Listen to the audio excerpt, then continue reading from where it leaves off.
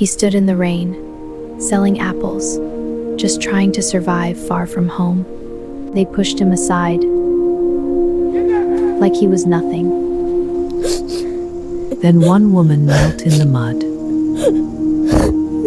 and gave him the key to tomorrow. This key opens doors. One day you'll have your own home. She planted a promise he would never forget. He turned her kindness into blueprints and rebuilt the world she believed in. He returned to the same camp and saw the woman who changed his life. Mother and son found each other again. He offered her a beautiful home. They are my home, she said. Together they built more than homes, as they built hope that never ends.